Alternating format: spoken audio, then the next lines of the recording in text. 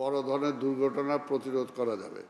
গত মার্চ মাস জুড়ে পরিবেশ রক্ষা, জলাবদ্ধতা নিরসন ও সামাজিক নিরাপত্তাকে গুরুত্ব দিয়ে ও নাগরিক সেবামূলক কার্যক্রম তুলে ধরতে সংবাদ সম্মেলনের আয়োজন করে ঢাকা দক্ষিণ সিটি কর্পোরেশন। সুবিধা বিদ্যমান। বৃহস্পতিবার সকালে নগর ভবন অডিটোরিয়ামে আয়োজিত ব্রিফিংয়ে প্রধান অতিথি হিসেবে উপস্থিত ছিলেন ঢাকা দক্ষিণের প্রশাসক মোহাম্মদ আব্দুস সালাম সহ ঊর্ধ্বতন কর্মকর্তারা। গত 25 ফেব্রুয়ারি থেকে 31 মার্চ পর্যন্ত নেওয়া বিভিন্ন কার্যক্রম তুলে ধরেন তিনি। নতুন তথ্য কেন্দ্র, ঢাকা দক্ষিণ সিটির উন্নয়নে নেওয়া একগুচ্ছ নতুন পরিকল্পনাও ব্রিফিংয়ে তুলে ধরা হয়। আসছে বর্ষাও রাজধানীতে পুরোপুরি জলাবদ্ধতা নিরসন সম্ভব নয়, তবে হটস্পট চিহ্নিত করে স্থানীয় সমাধানের পরিকল্পনা নেওয়া হয়েছে। বক্স কালভার্ট পরিষ্কারের জন্য নেওয়া হয়েছে 1 মাসের বিশেষ কর্মসূচি। আমরা হটস্পট অর্থাৎ ঢাকা শহরে কতগুলো জায়গাতে বৃষ্টি হলেই পানি জমে যায়, 33টা জায়গাতে জলাবদ্ধতা সৃষ্টি হয়। এটা 33টাতে আমরা হটস্পট হিসেবে চিহ্নিত করেছি। দীর্ঘদিন এই কালভার্টগুলো যেভাবে পরিষ্কার করার কথা ছিল সেভাবে পরিষ্কার হয় নাই।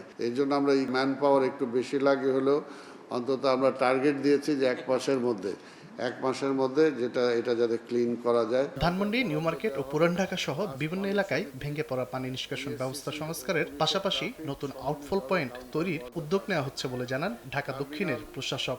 দ্রুত পানি নির্গমনের নিউ মার্কেট ও পুরানো ঢাকার সোয়ারিঘাট এলাকায় 2টি নতুন আউটলেট নির্মাণের প্রস্তাব অনুমোদিত হয়েছে, যেটা আমার মাননীয় প্রধানমন্ত্রী অলরেডি অনুমোদন দিয়েছেন। এখন এটা প্রসেসে আছে, হয়তো আমরা কিছুদিনের মধ্যে কাজ শুরু করব। কাজটা শুরু হলে পরবর্তী বর্ষায় বা বৃষ্টি মৌসুমে এটা আমাদের জন্য সহায়ক হবে।